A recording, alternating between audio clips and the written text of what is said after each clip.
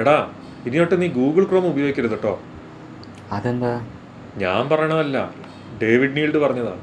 Y you should ditch Google Chrome for Microsoft Edge? എന്താണ് Google ക്രോമിൻ്റെയും Microsoft എഡ്ജിൻ്റെയും എന്താണ് ഇപ്പോൾ ഡിഫറൻസ്? എൻ്റെ അറിവിൽ രണ്ടും ഒരേ പ്ലാറ്റ്ഫോമാണെന്ന് എനിക്കറിയാം. പക്ഷേ വൈ ഗൂഗിൾ ക്രോം എന്തുകൊണ്ട് ഡിച്ച് ചെയ്യണം എന്ന് പറയുന്നു? ഇപ്പോൾ നീ പറഞ്ഞല്ലോ ഒരേ പ്ലാറ്റ്ഫോം ആണെന്ന്. ഒരുപാട് പേർക്ക് അറിയാത്തൊരു കാര്യമുണ്ട്. ഗൂഗിൾ ക്രോം എന്ന് പറയുന്നത് ആക്ച്വൽ ഗൂഗിൾ ക്രോം അല്ല. ക്രോമിയം വെബ് ബ്രൗസർ എന്ന് പറയുന്ന ഒരു ഓപ്പൺ സോഴ്സ് പ്രൊജക്റ്റ് ഉണ്ട്. It had nothing to do with Google in the beginning. Chromium open source പ്രൊജക്റ്റിനെ ഗൂഗിൾ ഏറ്റെടുത്ത് അതിൽ നിന്നും ഗൂഗിൾ ഉണ്ടാക്കിയ പ്രൊഡക്റ്റാണ് ഗൂഗിൾ ക്രോം. അതിൻ്റെ ആക്ച്വൽ ആ വെബ് ബ്രൗസറിൻ്റെ പേര് ക്രോമിയം വെബ് ബ്രൗസർ എന്നാണ്. പക്ഷെ ക്രോമിയം വെബ് ബ്രൗസർ ഇൻസ്റ്റാൾ ചെയ്യുന്ന ആൾക്കാർക്കൊക്കെ പണിയുടെ മുകളിൽ പണി കിട്ടും. കാരണം എന്താണെന്ന് പറഞ്ഞാൽ അത് കണ്ടിന്യൂസ്ലി ഡെവലപ്മെൻറ്റ് നടന്നുകൊണ്ടിരിക്കുന്ന ഒരു പ്ലാറ്റ്ഫോമാണ്. ആ പ്ലാറ്റ്ഫോമിന് ഗൂഗിൾ എടുത്ത് അതിനെ അൾട്രാ ഗൂഗിളൈസ് ചെയ്തിട്ടുള്ള വെർഷനാണ് ഈ ഗൂഗിൾ ക്രോം എന്ന് പറയുന്നത്. അപ്പാരൻ്റ്ലി ഇതുപോലെ തന്നെയാണ് മൈക്രോസോഫ്റ്റ് എഡ്ജ് വർക്ക് ചെയ്യുന്നത്. Microsoft edge is also based on the very same chromium, but it has better privacy and better efficiency എന്നാണ് പറയുന്നത്. ഗൂഗിൾ ക്രോമിൽ ഉപയോഗിക്കുന്ന എല്ലാ എക്സ്റ്റൻഷനും ഗൂഗിൾ ക്രോം സ്റ്റോറിൽ നിന്നാണെങ്കിലും കുഴപ്പമില്ല, വേറെ എക്സ്റ്റേണൽ സോഴ്സിൽ നിന്നാണെങ്കിലും കുഴപ്പമില്ല, ആ എല്ലാ സാധനവും മൈക്രോസോഫ്റ്റ് എഡ്ജിലും വർക്കാവും. പ്ലസ് മൈക്രോസോഫ്റ്റ് എഡ്ജിൽ മൈക്രോസോഫ്റ്റ് സ്റ്റോറിൽ കിട്ടുന്ന കുറേ എക്സ്ക്ലൂസീവ് എക്സ്റ്റൻഷൻസ് ഉണ്ട്. അതിൻ്റെ സപ്പോർട്ടും കൂടി കിട്ടും. And apparently it is much more lightweight and energy efficient. ഇതിലെന്താ പറയുന്നതെന്ന് പറഞ്ഞാൽ, we loaded up the same group of sites in both Chrome and Edge after a restart of both browsers. While the figures in Task Manager jumped around from second to second, Chrome was consistently sucking up substantially more CPU time, memory space and disk use than Edge. അതായത് same number of സൈറ്റ്സിന്, ഇതിപ്പോൾ ഇതിൽ picture ഉണ്ട്, same number of സൈറ്റ്സിന് Google ക്രോമിൽ 40 task open ചെയ്തപ്പോൾ Microsoft എഡ്ജിൽ 27 ടാസ്കേ ഓപ്പൺ ചെയ്തിട്ടുള്ളൂ. ഗൂഗിൾ ക്രോമിൽ 866.3 MB റാം യൂസേജ് എടുത്തപ്പോൾ Microsoft Edge 666.7 MB RAM usage എടുത്തിട്ടുള്ളൂ. ഡിസ്ക് യൂസേജ് ഐഡിലിൽ ആബ്സല്യൂട്ട് 0 ആണ്. മറ്റേത് അപ്പോഴും എന്തൊക്കെയോ റൈറ്റ് ചെയ്തുകൊണ്ടിരിക്കുന്നുണ്ട് ഗൂഗിൾ ക്രോമിൽ. സോ പ്രൈവസി നോക്കുമ്പോൾ Edge is better. Privacy, background process. എഡ്ജിൽ 3 ഡിഫറെൻറ്റ് ലെവൽസ് ഓഫ് പ്രൈവസി നമുക്ക് തിരഞ്ഞെടുക്കാൻ പറ്റും. നമുക്ക് സ്റ്റാർട്ടിങ്ങിൽ തന്നെ do we want to go with the basic privacy settings or we want to go with balanced or strict options. ആ 3 ഓപ്ഷനും ബേസിക്, ബാലൻസ്, സ്ട്രിക്റ്റ് എന്ന് പറഞ്ഞിട്ടുള്ള 3 ഓപ്ഷൻ നമുക്ക് അവൈലബിൾ ആണ്. അത് ഓരോ വെബ്സൈറ്റിന് നമുക്ക് അഡ്ജസ്റ്റ് ചെയ്യാൻ പറ്റും. നമ്മൾക്ക് ഈ വെബ്സൈറ്റിൽ പോകുമ്പോൾ ഓക്കെ, ഈ വെബ്സൈറ്റിൽ ഒരുപാട് അഡ്വർടൈസ്മെൻറ്റ് വരുന്നുണ്ട്, ഇത് സ്ട്രിക്റ്റ് ആക്കാം, ഈ വെബ്സൈറ്റ് മാത്രം എനിക്ക് സ്ട്രിക്റ്റ് ആക്കാം. അതൊക്കെ വളരെ ഈസിലി ആക്സസിബിൾ ആണ്. അതുപോലെ തന്നെ സെക്കൻഡ് തിങ്, എല്ലാവരും ഗൂഗിൾ ക്രോം ഉപയോഗിക്കാനുള്ള കാരണം എന്താണെന്ന് പറഞ്ഞാൽ most of the Android phones come bundle with Google Chrome already. അതുകൊണ്ടാണ് നമ്മൾ പലരും അതിനെക്കുറിച്ച് ചിന്തിക്കാത്തത്. പിന്നെ നമ്മൾ ഫോണിൽ ക്രോം ഉപയോഗിക്കുമ്പോൾ ഓട്ടോമാറ്റിക്കായിട്ട് നമ്മൾ ഡെസ്ക്ടോപ്പിലും ക്രോം ഡൗൺലോഡ് ചെയ്തിടും. ക്രോം ഡൗൺലോഡ് ചെയ്തിട്ട് കഴിഞ്ഞാൽ ഇവിടെ ബ്രൗസ് ചെയ്യുന്നൊക്കെ അവിടെ കിട്ടും, അവിടെ ബ്രൗസ് ചെയ്യുന്നൊക്കെ ഇവിടെ കിട്ടും. But the thing is synchronisation is everywhere. അത് മൈക്രോസോഫ്റ്റ് എഡ്ജിൻ്റെ സിങ്ക്രണൈസേഷൻ ഗൂഗിൾ ക്രോമിനേക്കാൾ ഫാർ ബെറ്റർ ആണ് ഒരു രീതിയിൽ. കാരണം എന്താണെന്ന് പറഞ്ഞാൽ കഴിഞ്ഞ ഒരു കുറച്ച് കാലങ്ങളായിട്ട് മൈക്രോസോഫ്റ്റിൻ്റെ പ്രൊഡക്ട്സിൽ വന്നിട്ടുള്ള ഒരു എക്കോസിസ്റ്റം ബേസ്ഡ് അപ്രോച്ച് അത് ഗൂഗിളിൽ വന്നിട്ടില്ല. കാരണം Google doesn't have an actual desktop product yet. Microsoft already has a well flourished operating system called Windows. ഗൂഗിളിനതില്ല. ഗൂഗിളിൻ്റെ ക്രോം ബുക്കിൽ വന്നിട്ടുള്ള ക്രോം OS ഒക്കെയാണ് അവരുടെ ലെവൽ ബെസ്റ്റ്.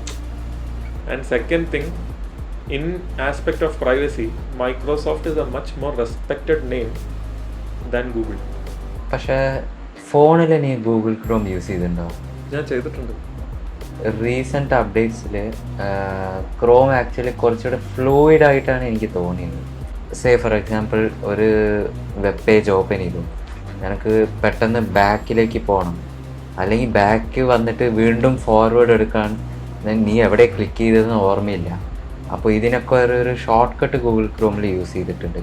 സ്ക്രീനിൻ്റെ ലെഫ്റ്റ് സൈഡിൽ നിന്ന് റൈറ്റിലേക്ക് സ്വൈപ്പ് ചെയ്ത് കഴിഞ്ഞാൽ ബാക്കിൽ പോകും. അതേപോലെ സ്ക്രീനിൻ്റെ റൈറ്റിൽ നിന്ന് ലെഫ്റ്റിലേക്ക് സ്വൈപ്പ് ചെയ്ത് കഴിഞ്ഞാൽ ഫോർവേഡ് ജമ്പ് ആവും.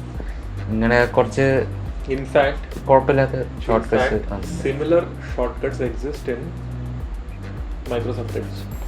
റിയലി? മൈക്രോസോഫ്റ്റ് എഡ്ജിലും the very same thing exists but in a different form, and I think it's a much more friendly approach. ഇത് എൻ്റെ പെർസെപ്ഷനാണ്. This can vary from person to person. Microsoft എഡ്ജിൽ open tabs എന്നുള്ളതിനെക്കാട്ടിലും timeline എന്നുള്ള ലെവലിലാണ് അത് കാണിക്കുന്നത്. അതായത് it is already integrated with the history.